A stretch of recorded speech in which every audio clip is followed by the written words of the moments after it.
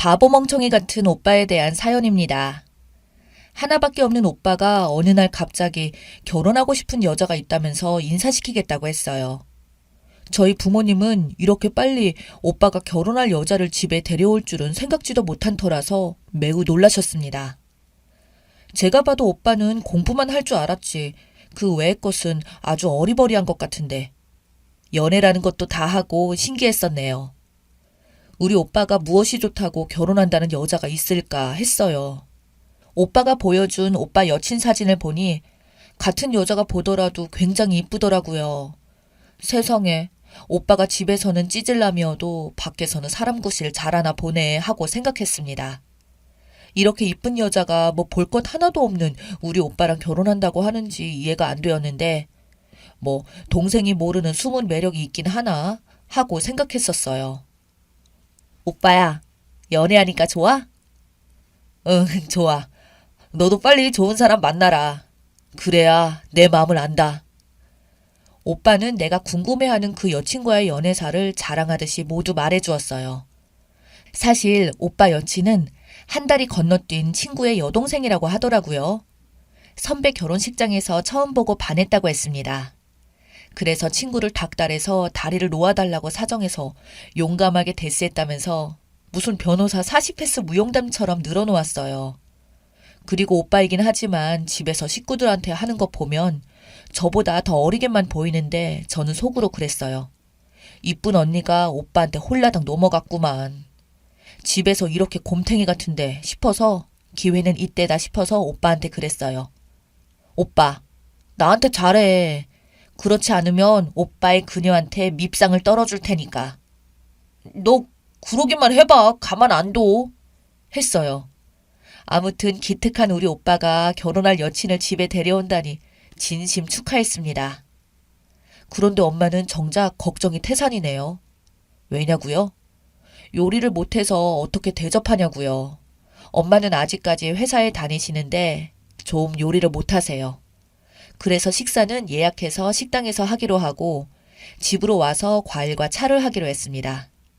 그래서 식당에서 일단 먼저 만나기로 했어요. 저는 팀플 과제물 때문에 학교에 들렀다가 바로 식당으로 가기로 되어 있었어요. 늦지 않으려고 일찌감치 식당에 도착해서 기다리고 있었어요. 미리 예약한 식당에 가려다가 화장실에 들렸어요. 화장실을 나가려다가 어떤 여자가 바로 옆 화장실로 들어오더니 자기야, 왜 전화했어? 나 바쁘니까 전화하지 말랬잖아. 손을 씻고 있는데 전화하는 말소리가 다 들렸어요. 나 남친 부모님 만나는 자리니까 전화하지 좀 마. 이제 헤어지기로 했잖아. 그만 만나자고. 전화하지 좀 마. 부탁해. 하고 끝냈어요. 왠지 부모님 만나는 자리라고 하니까 남일 같지 않았습니다. 근데 도대체 어떻게 생겨먹은 상판댁이길래 남친 말고 다른 사람 보고 자기야 라고 하는지 궁금해서 화장실 문 밖에서 기다렸습니다. 바로 그 여자가 나오더라고요. 아주 예쁘게 차려입고 나온 여자의 모습이 낯이 익었습니다. 이거 실화냐? 하고 스스로 되물을 정도로 놀랐어요. 분명히 오빠가 보여준 사진 속의 그 여자였어요.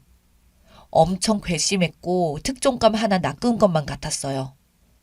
이 멍청이 오빠가 구렁이같이 저렇게 이쁘고 순해 보이는 얼굴에 완전 속아 넘어간 거다 생각이 들었습니다. 그래서 내가 오빠를 잘 살펴서 혹시 모를 수렁 속에서 건져내자는 심산으로 오빠 여친을 관찰해야겠다는 생각이 들었습니다. 식당 호실 앞에 와보니 오빠 구두하고 또 여친 구두가 나란히 있었습니다. 들어가서 반갑게 인사했어요. 제가 화장실에서 우연히 마주치지만 않았더라면 굉장히 인상이 좋아 보이는 얼굴이었을 겁니다. 성격은 시원시원해 보였어요. 정말이지 오빠가 반할만 했습니다. 하지만 시꺼먼 속내는 벗겨봐야 아는 거죠. 그것도 모르고 호구 잡힌 멍청이 오빠는 자기 여친한테 하트 뿅뿅을 날리고 있더라고요. 아휴, 모질이. 그 여자는 저한테 질문도 많이 하더군요. 저보다 1살 위였어요. 제가 다니던 학교가 적성에 안 맞아서 2년 다니다 말고 다시 재수해서 대학을 입학한 터라서 저는 아직 대학생이었지만 오빠 여친은 좋은 대학 나와서 연봉 높다는 외국계 기업에 다니고 있는 스펙은 어마무시했습니다. 그래서인지 외모, 학벌 다 되니까 자신감이 넘쳐 보이더군요. 하지만 거기까지라고만 생각했어요. 화장실에서 통화했던 상대방 그 남자가 정말 궁금했어요. 대놓고 물어볼 수는 없는 노릇이니 성질 급한 제 성격에 가슴이 답답하더군요. 그새를 못 참고 오빠랑 오빠 여친이랑 찰싹 달라붙어가지고 홀 앞에서 잠깐 커피 마시며 얘기하고 있더라고요. 이때다 싶어 아까 있었던 방에 오빠 여친 핸드백과 핸드폰을 들었어요. 오빠 여친 휴대폰 발신지 전화번호를 땄습니다. 제 휴대폰으로 전화를 걸어봤어요. 어떤 중년의 남자 목소리가 들렸어요. 딱 봐도 유부남이나 나이차 많은 만남 같았죠. 갈수록 냄새가 나는 것 같았어요. 미치도록 궁금해서 뒷조사를 해야겠다는 생각이 들었습니다. 엄마 아빠가 드디어 도착하셔서 인사를 받으시고는 속도 모르고 엄청 마음에 들어 하셨어요. 집에 와서도 차랑 과일 먹고 부모님과 얘기를 나누다 돌아가는 길에 오빠는 데려다 준다면서 여친과 함께 나갔어요. 저는 바로 아빠한테 화장실에서 엿들은 내용이며 전화 발신지가 웬 나이든 아저씨라고 수상하다고 말했어요. 엄마도 아빠도 설마 하니 그렇지 않기를 바랐지만 사람 일은 모르는 일이니 뒷조사를 해봐야겠다고 하셨어요. 아빠가 친구분들에게 여기저기 연락해 보시더니 어떤 분에게 여친 이름과 사진 그리고 통화했던 의문의 남자의 전화번호를 보내주면서 조사를 부탁하는 것 같았습니다. 며칠이 지났어요. 저는 아빠를 볼 때마다 어떻게 되었는지 물었는데 지금 조사 중이라고 하셨어요. 금요일 저녁이었어요. 아빠가 갑자기 오빠를 조용히 불러서 꼭 함께 갈 데가 있다고 하시면서 일찍 오라고 했다면서 금요일 저녁이라 약속도 있었는데 포기하고 왔어요. 오빠가 아빠한테 어디 간다고 하셨는지 들은 바가 없냐고 했는데 엄마도 저도 금시초문이라 모른다고 했어요. 아빠가 누군가에게 전화를 받으시더니 오빠한테 가자고 하시더라고요. 가보면 아니까 가서 얘기해 준다면서 어디라고는 말씀하지 않으셨고 저랑 엄마는 집에 있으라고 했습니다. 아빠가 이런 적이 없던 터라 왜 그러시지 하고 의아해 했습니다.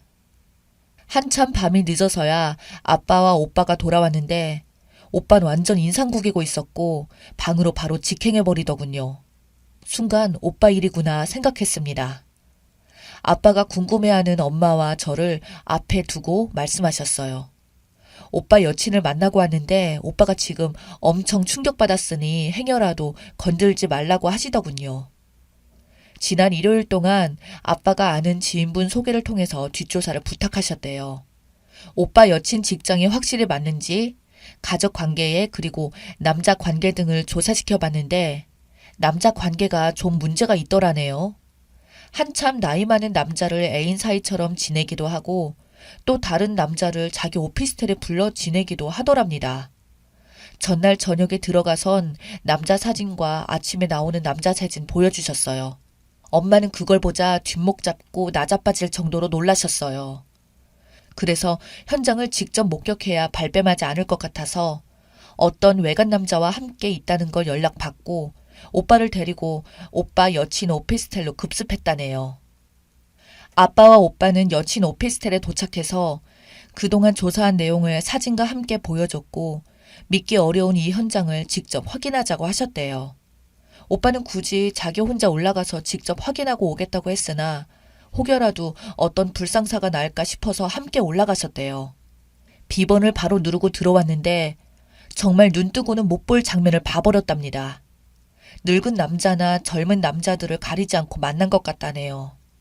오빠가 충격받아서 도망쳐 나오려고 하자 아빠가 붙잡아서 사내 자식이면 확실히 이 상황을 맞부리쳐야지 어딜 도망가냐며 네 여친의 천한 모습이니 똑바로 잘 보라고 했답니다.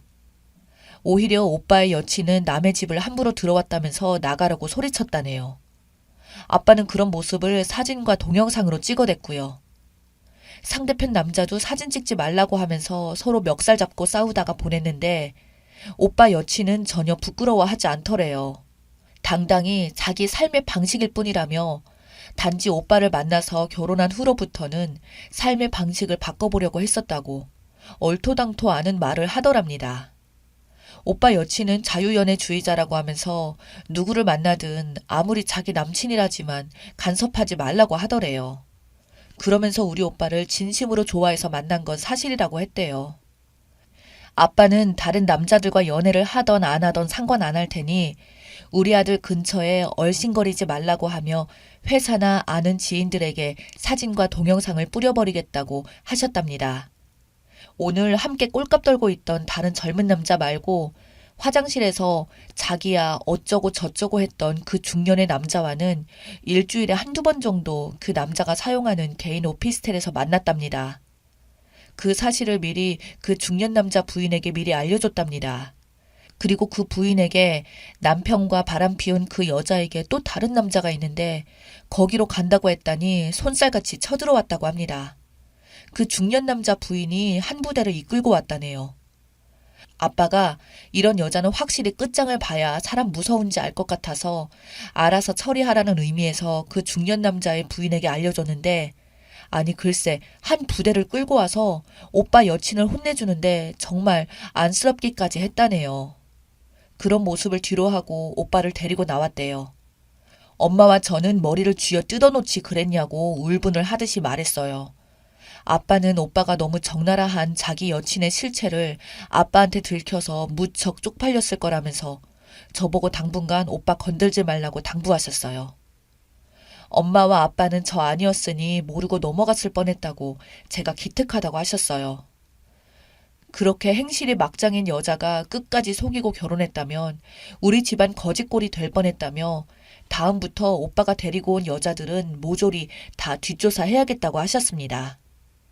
자유연애주의자인 오빠 여친에게 열받은 중년 남자의 부인이 오빠 여친의 회사에 투서 형식으로 회사 대표에게 보냈고 회사 게시판에 떡하니 오빠 여친의 추태스런 관계를 폭로했다네요. 아빠 말대로 가만히 앉아서 굿이나 보고 떡이나 먹고 있으니 알아서 응징해 주더라고요. 아줌마 화이팅! 멍청이 오빠는 그 여자한테 속아서 좋아 죽고 못 살더니 낙심해서 안쓰럽네요. 자고로 옛날에 고등학교 때 우리 도덕 선생님께서 하시는 말씀이 남자는 여자 조심, 여자는 남자 조심 하라고 하셨는데 오빠야, 우리 조심해서 살자. 내가 좋은 여자 골라서 소개시켜 줄게. 더러운 똥 제대로 밟았다 생각하고 잊어버려라.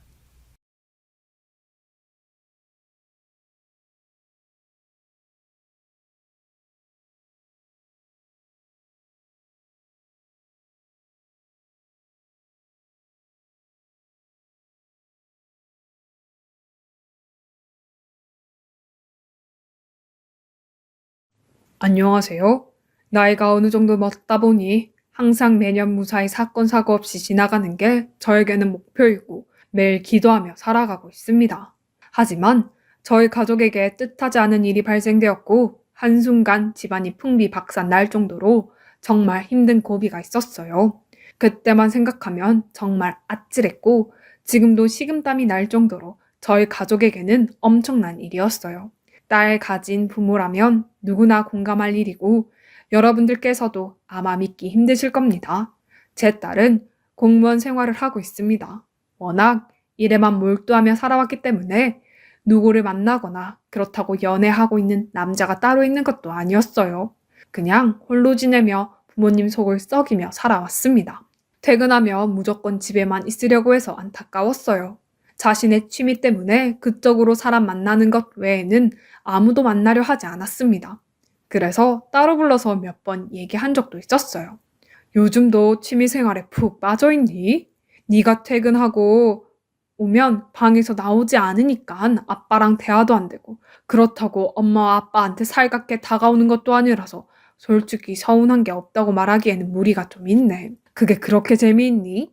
아빠가 몰라서 그렇죠. 밖에서 일하면서 받은 스트레스를 풀 수 있는 무언가가 있다는 게 얼마나 중요한 건데요. 지금 제 삶에 있어서 많은 비중을 차지하고 있는 취미생활이라고요. 그러니 어느 정도 존중해 주셨으면 좋겠어요. 그래, 그런 건 다 이해할 수 있는데 너 결혼할 생각은 전혀 없는 거야? 엄마 아빠는 목 빠지게 기다리고 있는데. 인연이 있다면 언젠가 결혼은 하겠죠. 하지만 저는 아직까지 생각은 없어요. 만나고 있는 남자가 생기면 얘기할게요. 저희는 목이 빠져라 기다리기만 했었는데 제 딸이 나이가 점점 차다 보니 걱정이 되더라고요. 홍기가 지나면 나중에는 결혼하고 싶어도 못할 수도 있으니까요. 인연을 만나 결혼까지 하는 건 저희가 강요한다고 해서 되는 문제도 아니라 제 딸을 믿고 기다려 주었습니다. 저도 나이가 있는지라 손주를 보고 싶은 마음이 없다는 것은 거짓말이었어요. 예전에 딸이 근무하는 곳에 취미 생활을 권한다며 어느 시설에서 잠깐 봤었는데 그때부터 푹 빠지게 되었어요. 이해하실지는 모르겠지만 건축 모형의 작은 집을 만드는 건데 인터넷에서 검색해보면 무슨 취미를 가지고 있는지 알 수 있습니다. 미니어처 하우스인데요. 가끔 몇 개씩 택배가 오는데 전부 딸 이름으로 된 물건입니다. 좋은 게 좋은 거라고 그런 취미를 가지면서 사회생활 하는데 받는 스트레스 줄어들게 된다면 그걸로 충분하다고 생각했어요. 하지만 집에만 있는 건 아닌 것 같아 동호회 활동 같은 것은 없냐고 물어봤습니다. 그런데 생각보다 마음에 들지 않는다며 혼자 조용히 즐기는 게 오히려 좋다고 제가 기대했던 답을 얻을 수 없었어요. 다 컸으니 알아서 잘 할 거라 믿고 기다려 주었어요. 그런데 어느 날 딸이 분주하게 거실을 왔다 갔다 하면서 바쁘게 움직이길래 뭐 하냐고 물어보니 1년에 단 한 번 본인 모임을 나가려고 준비 중이었습니다. 그동안 딸이 힘들게 만들었던 작품들을 전시하는 전시회였어요. 만약 작품이 좋은 결과를 가져온다면 실제로 건축 디자인에 반영될 정도로 꽤 큰 모임이었습니다. 밝게 웃으면서 준비하는 모습이 보기 좋았고 저와 아내도 딸이 참석하는 전시회에 따라가기로 결정했어요. 그렇게 함께 독작한 곳에는 정말 많은 사람들이 모여 있더라고요. 그리고 제 딸과 똑같은 취미 생활을 가지고 있는 분들이 저에게 가까이 다가와 옆에 있던 딸과 인사를 나누었고 저와 아내도 소개해주면서 주변을 구경했습니다. 제 딸은 관계자와 만나고 있는 듯 했어요.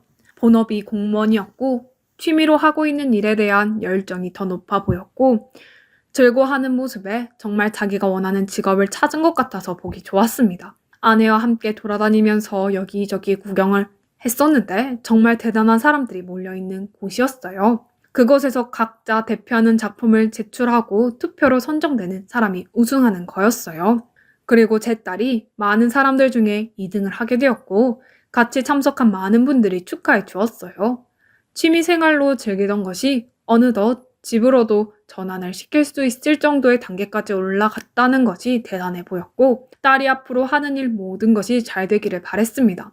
그렇게 모든 전시회가 끝이 나고 집에 들어왔어요. 생각보다 전시회에서 딸과 함께 있을 수 있는 시간은 많지 않았습니다. 그런데 전시회에 갔다 온 이후 딸의 행동이 평소와 달랐어요. 더 이상 취미생활을 즐기고 있지 않았습니다. 그리고 집에 들어오는 시간이 점점 늦어지고 있었어요. 무슨 일인가 싶어서 물어봤습니다. 오늘은 좀 늦었네. 퇴근하자마자 집에 들어갔었는데 요즘은 취미생활을 그동안 많이 해서 질린 거야? 그동안 너무 열심히 했는지 잠시 좀 쉬려고요. 기운이 많이 빠진 것 같아요. 그리고 저 만나는 남자 있어요. 뭐라고? 만나는 남자가 있다고? 언제부터인데? 요즘 우리 딸 행동이 평소 모습과 다르기는 했지만 그렇다고 남자가 생겼을 거라고는 생각도 못 했는데. 역시 때가 되면 인연은 만나게 되어 있다니까. 때 되면 인사시키러 올 거지?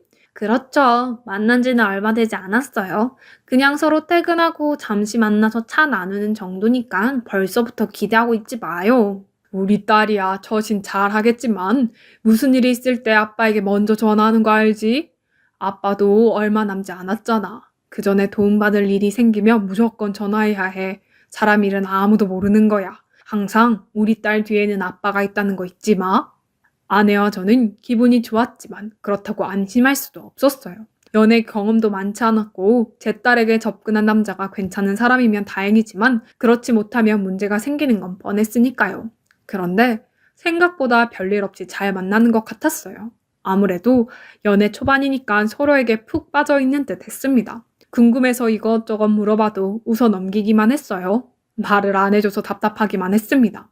아내 또한 이러다가 정말 결혼까지 말이 나오는 건 아닌지 기대하며 필요한 건 뒤에서 지원을 해주고 싶어서 딸을 쫓아다니면서 도움이 필요하면 언제든지 말하라며 둘이서 저와는 다르게 많은 대화가 오고 갔어요. 아무래도 아빠보다 엄마가 접근하기가 더 쉽다 보니 속마음까지 둘이서 진지하게 대화하는 것 같았습니다. 그렇게 시간이 흘러갔고 둘의 관계도 어느 정도 확실해 보였어요. 그리고 어느 날 집에 늦게 들어온 제 딸이 밝게 웃으면서 프로포즈를 받았다며 결혼 얘기가 오간 듯 보였고 저와 아내도 들떠서 둘이 시간 맞춰서 식사나 같이 하자며 집으로 초대했어요. 딸은 조만간 인사시키러 오겠다며 들뜬 얼굴로 방에 들어갔고 방 안에서는 몇 시간 동안 통화하는 목소리가 들렸습니다. 그렇게 인사하러 오는 날짜를 잡게 되었고 일주일 정도의 시간이 남은 상태였어요. 저도 워낙 들떠서 그런지 일주일의 시간이 아주 천천히 흐르는 것 같았습니다. 저도 얼마 남지 않은 퇴임식 준비로 상당히 바빴고 밀린 업무에 정신없이 하루하루를 보내고 있었어요. 그날은 제가 야간 근무를 하고 있어서 집에 일찍 들어가지 못했습니다. 오래간만에 야간 순찰을 돌고 있는데 골목길에서 누군가와 싸우는 목소리가 들렸고 동네 사람들까지 나와서 시끌벅적한 상태였어요. 여기서 늦은 시간에 이러시면 안 됩니다. 지금 시간이 몇 시인데 동네 사람들에게까지 피해주면 되겠습니까? 서로 싸우지 마시고 그만들 하세요. 두 분 다 술도 많이 드셨네요. 택시 태워 보내드릴 테니 일단 길 한가운데서 이러지 마시고 뒤에 있는 차들부터 좀 보냅시다. 이런다고 해결되나요? 좋게 좋게 해결하고 맨정신으로 대화하는 게 좋지 않겠어요? 저기 그쪽이 뭘 한다고 지금 그렇게 말씀하시는 거예요? 지금 어떤 상황인지 알고 있냐고요? 저 나쁜 놈이 저 버리고 다른 여자 만나고 있었다고요. 프로포즈도 받고 결혼까지 약속했는데 더 이상 저와 만나고 싶지 않대요. 그럼 너한테 더 이상 아무런 감정조차 느끼지 못하는데 한평생 얼굴 보며 내 인생 맡기라는 거야? 사랑하지 않는데 굳이 같이 사는 거는 죽은 거랑 똑같잖아. 그렇게 살고 싶지 않고 이런 일 때문에 더 이상 싸우기 싫다. 파혼하는 게 어려운 거야? 위자료 주면 되잖아. 너 지난번 솔직히 별 것도 없고 부모님 사업까지 쫄딱 망해서 엄청난 빚에 시달리고 있는데 내가 그 집에 들어가야 되냐? 나를 사랑하고 있다고? 하지만 나는 너에게 아무런 감정도 남아있지 않다고. 그 순간 술 취한 여자가 남자의 머리를 잡고 흔들며 온갖 욕설을 퍼붓기 시작했어요. 뒤에서는 차가 좀 지나가겠다고 빵빵거리고 있고 동네 사람들은 시끄럽다고 난리를 치고 있는 그런 정신없는 상황에 더 이상 두고 볼 수는 없을 것 같아서 순찰차에 태웠습니다. 파출소에 도착하게 된 두 연인은 어느 정도 진정이 되었는지 한숨을 돌리며 서로를 흘기고 있었어요. 그런 모습을 보는데 남일 같지가 않았습니다. 우리 딸에게도 있을 수 있는 일이라고 생각하니 아찔하더라고요. 그런데 그 남자한테 누군가부터 전화가 왔는지 파출소 밖에서 전화통화를 하기 시작했고 그 모습을 보고 있던 여자는 남자의 뒷모습만 바라보며 눈물을 흘리고 있었어요. 그만큼 남자에게 의지하는 부분이 많았던 것 같았어요. 저는 술 좀 깨라며 숙취 해소 음료를 건넸고 음료를 건네받은 여자는 하도 눈물을 흘려서 화장이 범벅이 된 상태였습니다. 그리고 남자는 통화가 끝이 났는지 저에게 인사를 하더니 벤치에 앉아있는 여자를 잘 좀 부탁한다며 파출소를 나가려고 하더라고요. 저기요, 지금 그냥 가신다고요? 아무리 그래도 이분은 당신과 결혼까지 약속했던 사이였는데 이런 식으로 행동하시는 건 제가 봤을 때 아니라고 봅니다. 마무리를 하시려면 좋게 끝내셔야죠. 서로에게 아픔만 주고 떠나면 되겠어요? 그런데 나이 꽤나 많이 먹어 보이는데 이런 분도 파출소에서 일하세요? 혹시 일용직으로 순찰 도시는 거 아니죠? 남의 일까지 전부 참견하지 마세요. 그러다 정말 큰 거 다칩니다. 세상 무서운 줄 모르고 어따 대고 명령질이야. 뭐요? 명령? 내가 그쪽에게 한 말이 명령이라고요? 이 사람이 술 취해서 말을 너무 막 하는구만. 당신 같은 남자랑 누가 결혼시키고 싶겠어요? 다른 여자랑 결혼한다고 했던 그 여자는 그쪽 이런 모습 알고는 있을까? 언젠가 본인 성격 드러나면 그때는 돌이킬 수 없는 결과를 가져올 수 있는 거야. 빨리 저 여자 데리고 안 나가? 그 순간 술에 취한 남자는 갑자기 파출소에 있는 물건들을 전부 던지고 때려 부수기 시작했습니다. 대원들이 말리기 시작했고 저를 쳐다보면서 가만두지 않겠다며 잡아먹을 듯한 얼굴빛을 보이고 있었어요. 파출소는 순식간에 아수라장이 되었고 결국 술에 너무 취해서 자기 몸조차 컨트롤하지 못하는 남자를 공무집행 방해죄로 처벌하게 되었어요. 결국 다음날 아침이 돼서야 두 사람은 어느 정도 정신이 들었는지 자신의 모습을 보고 창피하며 잘못을 뉘우치고 있었습니다. 여자는 고개를 들고 밖으로 나갈 수가 없다며 집에까지 발해대줬으면 좋겠다고 사정을 하기 시작했어요. 멀지 않은 곳에 집이 있어서 대원 한 명이 집까지 데려다 주었습니다. 바쁜 업무 때문에 신경 쓸 것도 많은데 이런 사람들 때문에 하루하루가 정말 힘들었어요. 제가 퇴임하고 계속 반복이 되는 이런 일들을 잘 처리할 수 있을지 걱정이 앞섰습니다. 그렇게 저도 근무를 마치고 집에 들어와 피곤해서 몸을 눕혔어요. 그렇게 어느 정도 몸이 회복이 되고서 퇴근한 딸과 함께 저녁을 먹으며 이런저런 대화를 하다가 어제 있었던 일을 딸에게 꺼내게 되었어요. 제 말을 듣고 있던 딸은 자기가 그런 남자를 만나고 있겠냐며 웃어넘겼습니다. 그런 남자들 보면 정말 한심하지 않아요? 술 먹고 여자한테 막대하는 그런 남자는 혼자 살아야 돼요. 결혼하면 더 심해진다니까. 우리 딸 결혼하겠다고 만나는 남자는 괜찮은 거니? 술 많이 먹거나 특이한 점을 발견한 거는 없는 거고. 어제 그런 일을 겪게 되니까 걱정이 많이 되더라고. 요즘 세상이 워낙 험하잖아. 그러니 항상 고민하고 또 고민해야 된다. 내가 무슨 말 하는 건지 알겠지? 사람은 겉모습만 보면 안 된다는 말이야. 그 사람의 내면을 봐야 돼. 쉽지 않겠지만 두 얼굴을 가진 남자를 제일 조심해야 된다. 며칠 있다가 인사 온다고 했으니까 얼굴 보고 대화해보면 어느 정도 알 수 있겠지. 그리고 우리 딸도 그런 남자를 만나지 않을 거라는 걸 잘 알고 있으니 안심이 된다. 항상 조심하고 또 조심하거라. 딸은 제가 많이 걱정하고 있다는 걸 알고 있는지 자기가 만나는 남자는 절대 그렇지 않다고 안심시켜 주었어요. 그리고 드디어 결혼을 허락받으려고 인사 오는 날이 다가왔고 저와 아내는 옷차림에도 꽤나 많은 신경을 썼습니다. 아내는 음식 준비하는데 정신없이 움직이기 시작했어요. 저도 그 옆에서 일손을 도우면서 떨리는 마음을 진정시켰네요. 그리고 거실에 울려 퍼지는 비밀번호 누르는 소리에 저희는 하던 일을 멈추고 현관 앞에 서 있었어요. 제 딸은 밝게 웃으면서 남자와 함께 현관으로 들어왔고 정중하게 고개 숙여 인사하는 남자와 눈이 마주치는 순간 가슴이 철렁 내려앉을 정도로 무거워지기 시작했습니다. 저희 집에 인사를 하러 온 남자와 저는 구면이었어요. 그런데 그 남자는 저를 전혀 알지 못하는 듯 웃으면서 바라보고 있었습니다. 일단 어색한 눈빛을 주고받았고 아내는 제 딸과 남자를 주방으로 불러서 자리에 앉혔어요. 저는 현관 앞에 서서 멍하니 있었습니다. 그 모습을 본 딸이 저를 불렀고 그제서야 정신을 차린 뒤 자리에 앉아서 인사를 온 남자와 마주보고 있었습니다. 왜 하필 많고 많은 남자들 중에 그 사람인 건지 이 상황을 어떻게 대처해야 할지 너무나 많은 고민에 빠지게 되었어요. 순간적으로 머릿속에서 수많은 계산을 해봤지만 결과적으로 딸의 눈에 눈물을 흘리게 할 수밖에 없는 생각만 들었습니다. 어찌되었든 결혼은 시킬 수 없었습니다. 그리고 저에게 말을 붙이더군요. 아버님, 이렇게 초대해 주셔서 감사합니다. 그동안 몇 번이나 오고 싶었지만 일이 너무 바빠서 오늘에서야 찾아뵐 수 있었네요. 제 이름은 황재영입니다. 그리고 미니 씨와 함께 진지하게 결혼을 생각하고 있는 중입니다.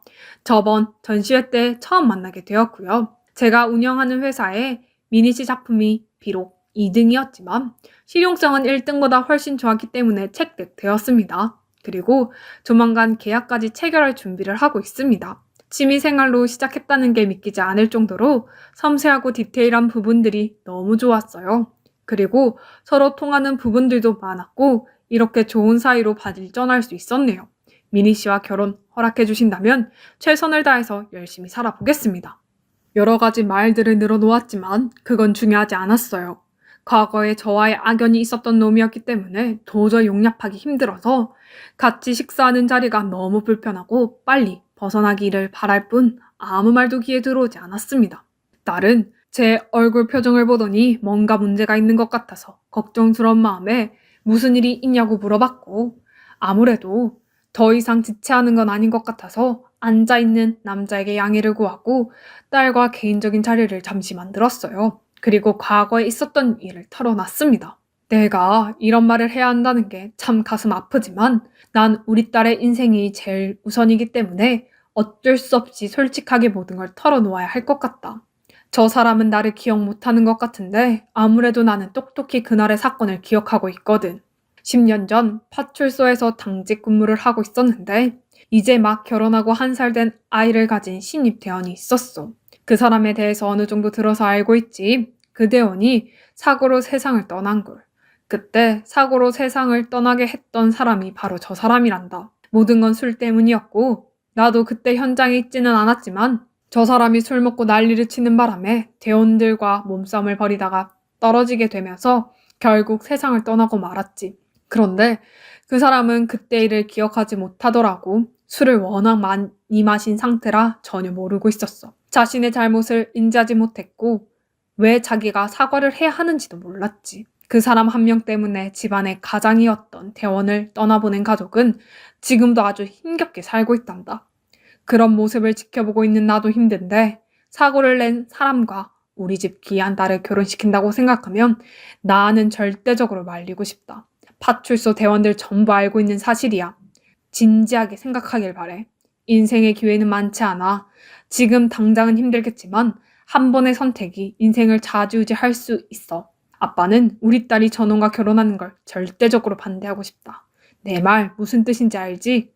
제가 어렵게 건넨 말에 딸은 손을 떨기 시작했고 믿을 수 없다는 표정으로 저를 바라보고 있었어요.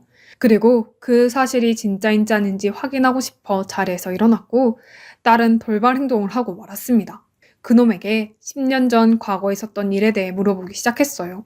그 말을 듣자마자 당황했는지 그때 사건을 어떻게 알고 있는지 물어봤고 제가 파출소 소장이라는 걸 딸이 알려주었습니다. 그러자 얼굴빛이 사색이 된 남자는 그때 일은 자기 실수가 아니라며 발뺌을 하기 시작했어요. 그리고 딸에게 그때의 상황을 설명하기 시작했고 납득시키려 했지만 변명이 늘어갈수록 그날 일들을 전부 기억하고 있는 듯 보였습니다. 딸은 어쩔 수 없다는 표정으로 서로의 관계에 대해 좀 더 생각이 필요하다며 나중에 다시 연락하겠다고 조용한 말투로 현관문을 열어줬어요. 그러자 그 순간 남자의 행동과 말투가 순식간에 바뀌면서 무서울 정도로 사람이 변해버렸습니다. 결국 딸은 참아왔던 눈물을 흘리고 말았어요. 그때 일이 뭐? 그게 잘못된 거야? 언제적 얘기를 꺼내서 사람을 힘들게 하는 건데 난 기억 잘 나지 않는다니까. 술 먹어서 기억이 나지 않는데 파출소 소장이면 사랑하는 사이 갈라서게 해도 되는 거야? 자기 때문에 눈물 흘리는 거 보고 싶은 거냐고. 마음 잡고 열심히 살아보려고 하는데 왜 그날의 사건을 전부 내 탓으로 돌리는 거야? 누가 술 먹은 사람 건드리래? 너도 파출소 소장 딸인 거 알았다면 더 이상 관계 이어나가지도 않았어. 워낙 건축물 디자인을 잘 사용하길래 이용 좀 해보려고 접근한 건데 미쳤다고 내가 이런 여자랑 결혼하겠어? 생긴 걸 봐봐. 남자가 꼴만한 얼굴은 솔직히 아니잖아. 당신들은 얼마나 깨끗한지 모르겠지만 누구나 흠은 있기 마련이야. 그 순간 저는 그 남자의 얼굴에 따귀를 올려 붙였습니다. 제 딸은 눈물을 흘리며 많은 상처를 받았는지 방으로 들어갔어요. 그동안 그 남자는 자기 얼굴에 손을 날렸다며 제 멱살을 잡았고 한동안 눈을 마주치다가 자기가 똥 밟았다고 생각한다며 저를 밀치고 밖으로 나갔습니다. 너무 순식간에 벌어진 일들에 서로가 힘든 상태였고 정신을 부여잡는 데 시간이 걸렸어요. 그렇게 몇 시간이 흐르고 딸은 어느 정도 괜찮아졌는지 방에서 걸어 나왔습니다. 그리고 저를 보며 과거에 있었던 일에 대해 알려줘서 고맙다며 자기가 남자 보는 눈이 없다고 힘들어하고 있었어요. 그 모습을 보니 마음이 아팠고 진정하라고 다독이며 잘한 선택이라고 머리를 쓰다듬어 줬습니다. 현관을 나설 때 그 남자의 진짜 모습을 본 것이나 다름없었어요. 그렇게 서로가 어느 정도 시간이 흐르게 되면서 제자리로 돌아왔는데 문제는 제 딸이 설계했던 디자인에 대한 계약이었어요. 해제를 하고 싶었지만 그러지 못하는 상황이었습니다. 그래서 저희도 변호사를 선임했고 계약 해지에 관해서 치열하게 공방이 오고 가면서 다툰 결과 법적으로 저희에게 손을 들어 주었습니다. 그 남자는 끝까지 자기 인생을 망치게 한다며 언젠가는 가만두지 않겠다며 분노하고 있었어요. 하지만 건축업이라는 게 평판이 좋고 입소문을 타는 직업이라 하나의 스크래치가 상당히 크게 작용하는데 10년 전 그날의 사건이 다시 소문이 퍼지기 시작하면서 같이 일하던 사람들까지 떠나게 되었고 결국 그 사람이 운영하던 회사는 부도가 나고 말았습니다. 10년이 지나고 드디어 벌을 받는 것 같았습니다. 그리고 딸은 공무원 일을 하면서 지금은 잘 지내고 있습니다. 참 안타까운 일들의 연속이었지만 그래도 다시 제자리로 돌아와서 정말 안심이 되었네요. 그런데 이런 일이 터지고 나서 같이 일하는 회사에서 남자들 몇 명이 딸에게 고백을 해왔어요. 아무래도 용기를 내지 못하고 있었던 것 같습니다. 결혼까지 생각하고 있었던 남자와 끝냈다는 말이 퍼지기 시작하자 좋아했던 감정을 드러내기 시작한 거였어요. 제 딸은 신중하게 결정하기 위해 거리를 두고 있는 상황입니다. 모든 일이 순조롭게 끝나면 좋겠지만 그렇지 못한 경우도 있는 것 같아요. 어쩔 수 없이 판단해야 할 때는 과감한 선택도 필요한 것 같습니다. 얼마 남지 않은 기간 잘 마무리하고 저도 내려와야겠어요. 저희 가족에게 언제나 행복만 가득하길 바랄 뿐입니다.